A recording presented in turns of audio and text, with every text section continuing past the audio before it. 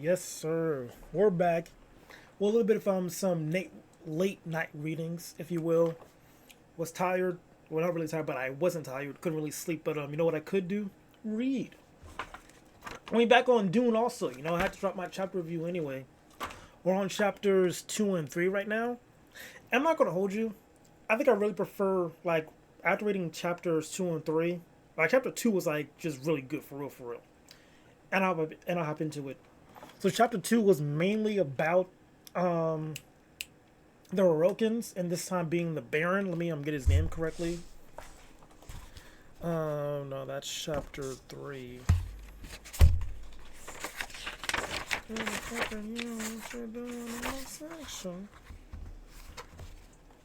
It's Baron something. Baron Vladimir Hirokin. There we go. Wait, is that it? That I have the Baron. Yeah, Vladimir Hirokin. All right, so yeah, this is mainly the chapter of how the Hirokins are planning to like kill off the Atreides house. And it's pretty interesting because like we kind of get like some more lore about like the worlds and whatnot, because mainly it was only three characters for this chapter. It was the Baron, Peter or Pierre, is that how you pronounce it? Piter, Piter, Piter, I believe it's called. Then the Baron's nephew, and his name was Fuade, Rotha, Rutha, Rotha. It's one of those two. The point is, those three talk about how they're going to overthrow House Atreides.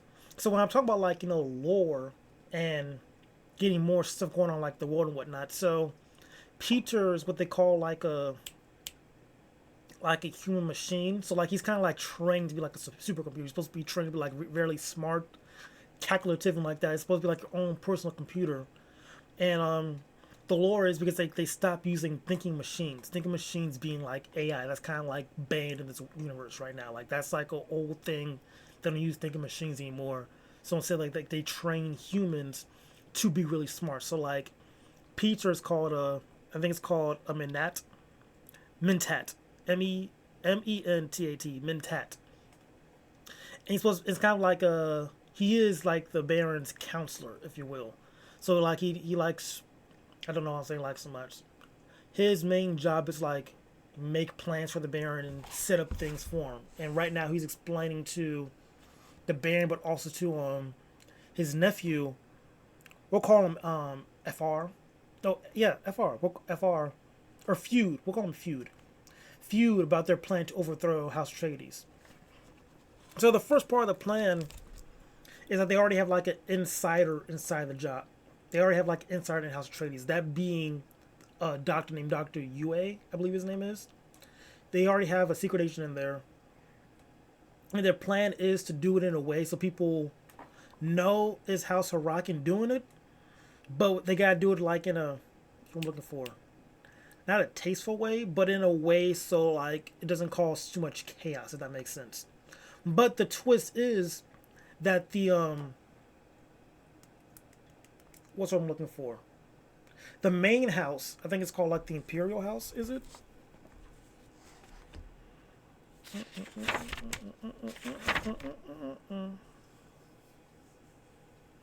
The Great House.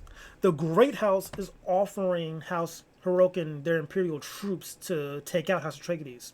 So that's the twist right there, because even like the Great House wants Atreides, taken out. So like the way it's set up, the people will know that House Harkonnen took out House Atreides, like how the giving a planet Arrakis is.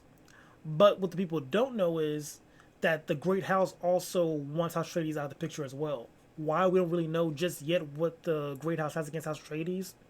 I think no, they mentioned it, but like the House Atreides like getting like a lot of favor right now. Like they have like a lot of other houses like supporting them.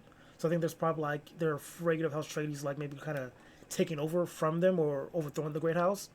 So it's kind of like them coming out or taking them out as soon as possible. Like this whole transition, them going to a whole new planet, then them being on a whole new planet as well as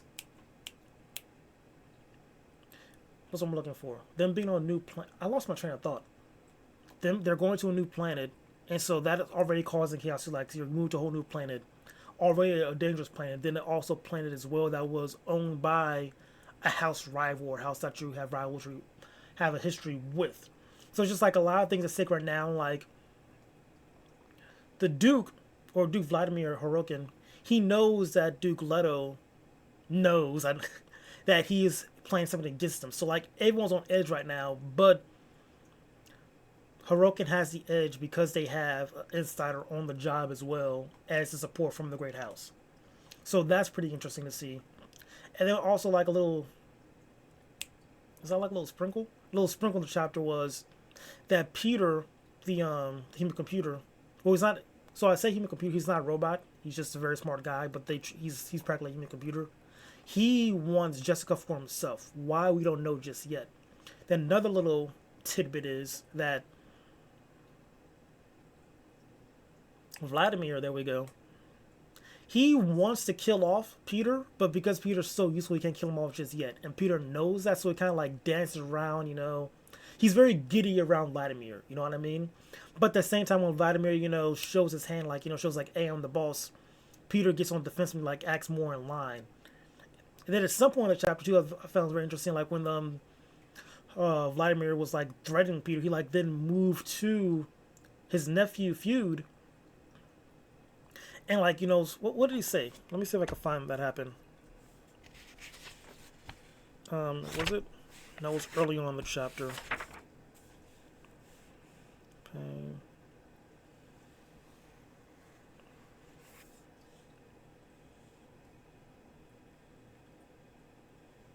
There's the toys to me.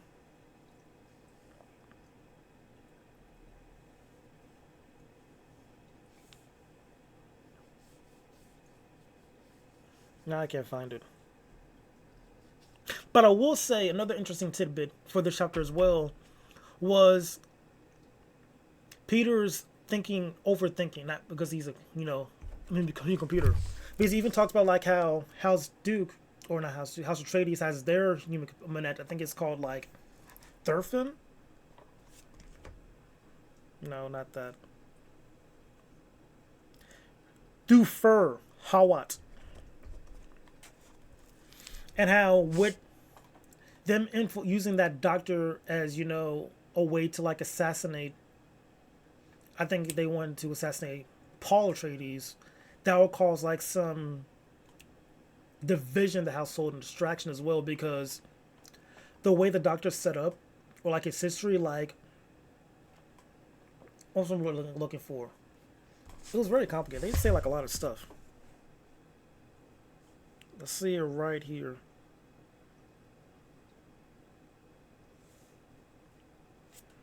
Plans within plans. Then we'll go to Arrakis.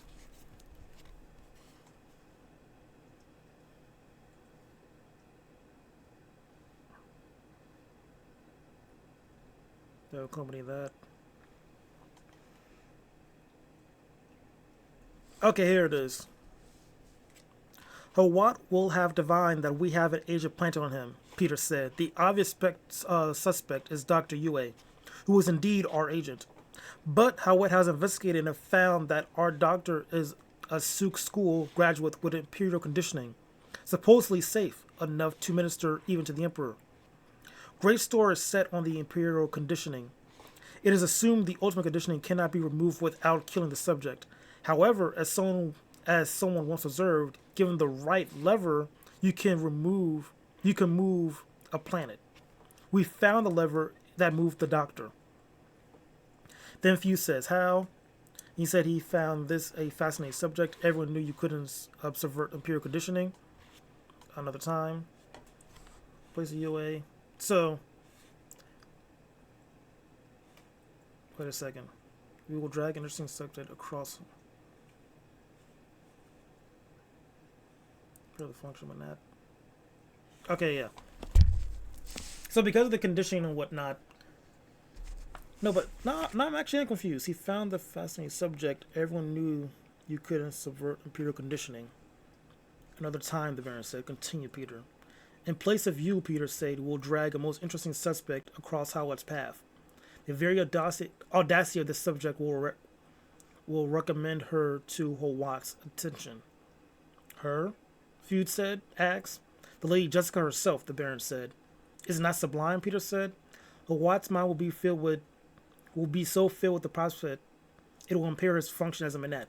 He may even try to kill her. Peter frowned, but I don't think he'll be able to carry that off. But why is he a suspect of Lady Jessica? It's because it couldn't. I'm a bit confused now. This is my thoughts about the chapter, but like I really like chapter 3.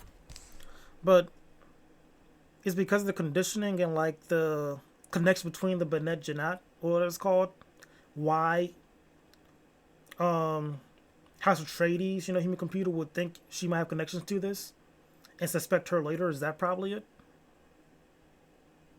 I think so. I think that might be it.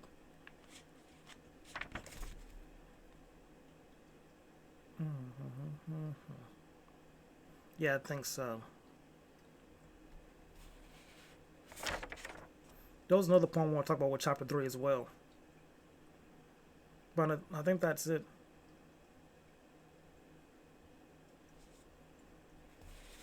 I think maybe I would want to talk about like the nephew as well and his eagerness to like learn more about the dirty dealings of politics of this world. Because like throughout the entire meeting, like the back and forth between Peter and the Baron, the nephew found that annoying because like they're always bigger. So like him actually like find like the nasty and dirty of it. Like okay, there's like backstab. We have like the great house behind us as well, using their troops to take over this house, as well as a secret agent inside the other house to try to kill the son of the rivalry Duke. Very interesting stuff. Oh, there was one thing that also was pretty interesting as well with chapter 3, and that was that the Duke said, or Duke Vladimir was like, you were right about most things, but like Lady Jessica being pregnant with a son, that wasn't your prediction. Like you said she was gonna have a daughter, but she didn't. And like even Peter was like, yeah, that usually they have daughters, but I don't know why she chose to have a son. Like that wasn't my calculations. That was his bad, whatever. But he really makes errors. That's what I was trying to remember. Then chapter 3, no chapter. This was chapter 2. Oh, so chapter 2 was my favorite. Chapter 3 was okay, but chapter 3 led into why she had the son. Like again, because the grandmother or Reverend Mother, there it is. She was talking about like how Jessica had a son because she thinks her son could be the chosen one for the Bene. I always feel like I butcher some of these names, bro. I'll just say with a confidence. Who cares? Reverend Mother Bene.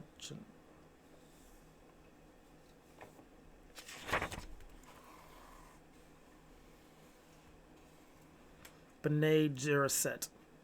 There we go. And be like the chosen for the Bene Gesserit, that being the Kishawatch Haderach. So she wants her son to be the chosen one. Like she thinks her son could have the potential. That's why she chose to have a son, because she thinks he could be that person. And then we go into later in the chapter like how he's having visions and whatnot, and the visions are like pretty. They come true. Then like later in the chapter we see like how he has a vision that's sung to this girl with big blue eyes. Apparently she's probably on Arrakis, we don't know yet, but that's probably the case. And I'm talking about water, and then a poem as well that he told her to like calm her down or something like that. Just talk about like his world.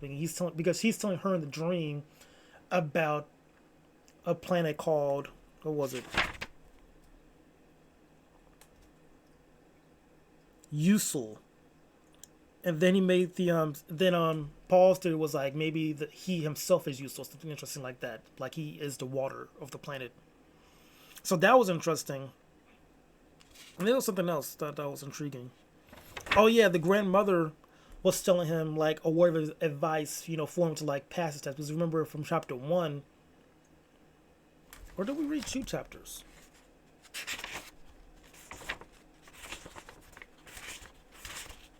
No, chapter 1 was just really long. Yeah. So if you remember back from chapter 1, they're talking about like, those men who tried to like, be the chosen one and take the test died. And she said for him, like a little hint to pass the test was to, what was it? That which submits rules. There it is. And then she goes into like a willow analogy. I'll read that to you as well. The willow submits to the wind and prospers until one day it is many willows, a wall against the wind. This is the willow's purpose. So this could be good foreshadowing. We don't know yet, but like those who submit, those who like go with the breeze, go with the flow almost, and then like over time build up so you then could go against the flow.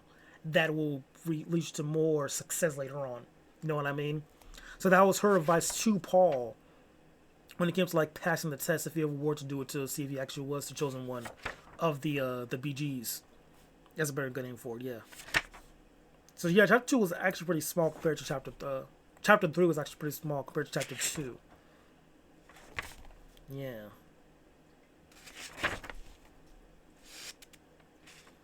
Oh, also another thing, he dreamed about this girl before. That's important. Oh, I think something very nice here at the beginning of the chapter, like, Jessica and the Reverend Mother are talking together. And the Reverend Mother is like very upset that Jessica had a son. There we go. Because she was supposed to have a daughter, and like that daughter was going to be what united House Atreides and House Arrakid. And that didn't happen, obviously. So now there's a son that's going to be like cause like a lot of drama and whatnot.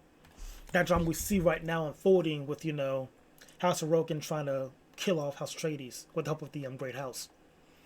So the Reverend Mother's like, worried, kind of worried for Jessica, but like, say you kind of made your bed, you gotta deal with it. But like, she is sad. We know that because at the very end of the chapter, while the Reverend Mother's leaving, she says a tear. So like, we know the Reverend Mother does care for Jessica. Like that is kind of like her surrogate mother. So I do find that very interesting. Like the Reverend Mother had like some feelings and was doing her best to kind of hide it.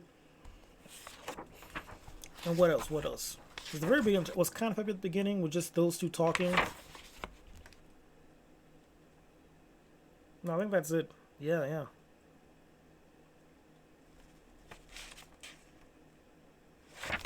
Yeah, this is for chapters 2 and 3. Overall, once again,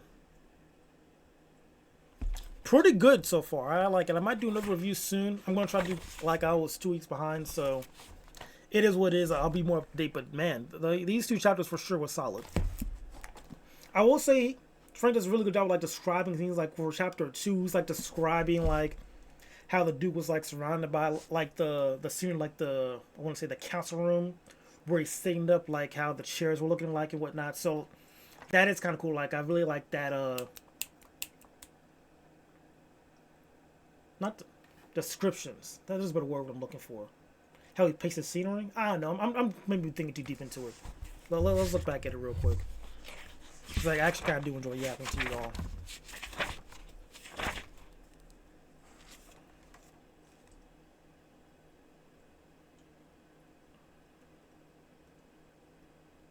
Actually, this first paragraph is the best way to do it. It was a relief globe of a world, partly in shadow, spinning under the impetus of a fat hand that glittered with rings. The globe sat on a free-form stand at one wall of a windowless room whose other walls presented a patchwork of multicolored scrolls, film books, tapes, and reels. Light glowed in the room for golden balls. Light glowed in the room from golden balls hanging in immobile suspension fields. So just that paragraph alone right there, like, I really liked how it like set up, like, just like, it gave you good imagery in your head. That's what I was looking for. Good imagery so you could see it in your head. That's all I was trying to say. Yeah. Nah, bro, I'm very excited getting through this book, man. It's pretty solid. Like, the more I read it, like, the more I really think this could have been a good TV show. Most definitely instead of like a movie franchise. Oh! Yo, I almost missed like a very cool thing. So at the end of this chapter, in chapter 3, the Reverend Mother did speak of like how she noticed how Jessica is training Paul in the ways of the sisters, but she should teach him the voice at some point because that will be very important. So they did mention the voice and like how he really needs, like, let me see this row right here. Now I caution you, said the older woman, to ignore the regular order of training. His own safety requires the voice. He already has a good start in it, but we both know how much he needs, and that how he needs, and that desperately. So yeah, just going into like how House Atreides is in danger, and the voice will be useful at some point, and like how she shouldn't train Paul in the steps she will train him. She might say like skip a couple steps for Paul because they're kind of in like a dire situation right now, and they need all the help they can get to get Paul ready for what's to come. But yeah, that was a long-winded yap, but I think it was necessary. I had fun with it. I will catch y'all next time with another chapter review of Dune. Well, here's the cover here. I took it off while I was reading. And yeah, hopefully y'all enjoyed this little late night yap session. If you did, please like the video and subscribe for more book talk Thursdays, Yeah. Well, I didn't mean to be on Thursday, but you know what I mean. And all that fun stuff. Y'all get some rest. And I'll talk to you later, alright? Be easy.